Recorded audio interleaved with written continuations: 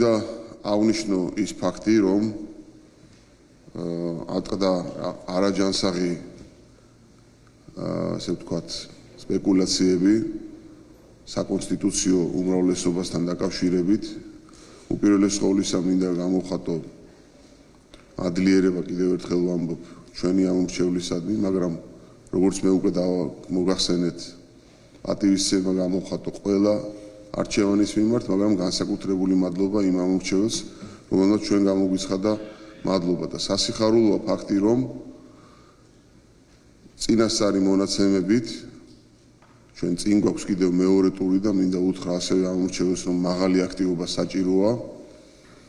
აბსოლუტური უმრავლესობით გაიმარჯვა პარტია ქართულმა ოცნებამ დემოკრატიული საქართველო, რაც ჩვენთვის არის უპირველეს ყოვლისა უდიდესი პასუხისმგებლობა ჩვენი ქვეყნის, ჩვენი ამომრჩევლის წინაშე. ამიტომ ეს აბსოლუტურად არაჯანსაღი სპეკულაცია, რომ დაიღუპა ქვეყანა დღეს, რომ ქართული ოცნება იმარჯვებს საკონსტიტუციო უმრავლესობით, არის ძალიან ხელოვნური.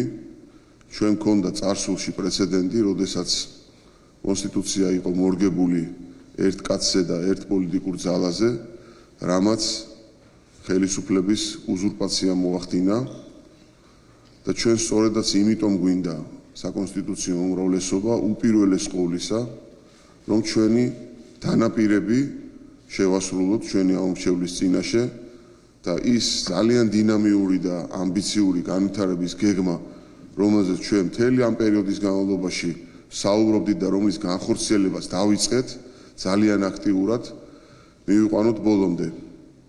რაც ნიშნავს იმას, რომ მომავალი 4 წლის განმავლობაში საქართველოში უნდა შეიქმნას უპრეცედენტოდ მაღალი დინამიკა ეკონომიკური განვითარების და ქვეყანამ მოახდინოს ძალიან მნიშვნელოვანი გარღვევა ეკონომიკური განვითარების მიმართულებით, სოციალური განვითარების მიმართულებით, დემოკრატიული ინსტიტუციების განვითარების მიმართულებით და ევროპული და ევროატლანტიკური დღის წესრიგიდან გამომდინარე გააგრძელოს ის ძალიან მნიშვნელოვანი რეფორმები, რომლებიც დაწყებულია.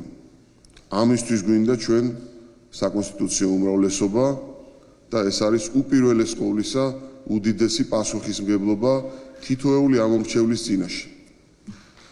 რაც შეეხება კონსტიტუციას, რა თქმა უნდა, ჩვენ მივიღეთ მემკვიდრეობად ძალიან დაუბალანსებელი კონსტიტუცია და აუცილებლად შესაქმნელია ჯგუფი, რომელიც საზოგადოების თითოეული წევრის ძალიან ფართო ჩართულობით მოახდენს ისეთ ცვლილებებს, რომ ვერავინ მომავალში ვერასოდეს ვეღარ მოახდინოს ხელისუფლების კონცენტრირება, უზურპირება და ეს იყოს ერთხელ და სამუდამოდ ნამდვილად ევროპული დემოკრატიული საქართველოს კონსტიტუცია.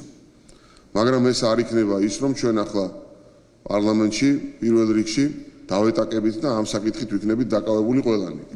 რა თქმა უნდა, არავითარ შემთხვევაში აქ სიჩქარე არ ივარგებს.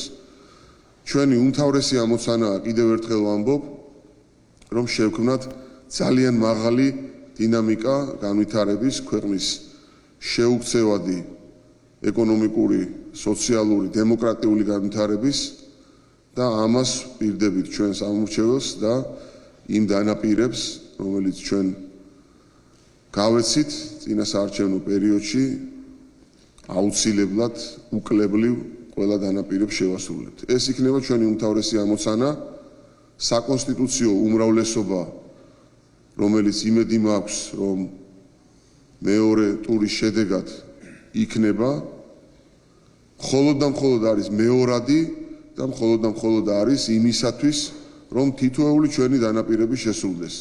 რა თქმა უნდა, თუ იქნება ჩვენი მოქალაქეების ნება ამაზე. და კიდევ ერთხელ მინდა ყველა ამომრჩეველს მოვუწოდო, რომ 30 ოქტომბერს, როდესაც იქნება არჩევნების მეორე ტური, ისეთივე აქტივობით მივიღოთ მონაწილეობა ქვეყნის მომავლის განსაზღვრაში.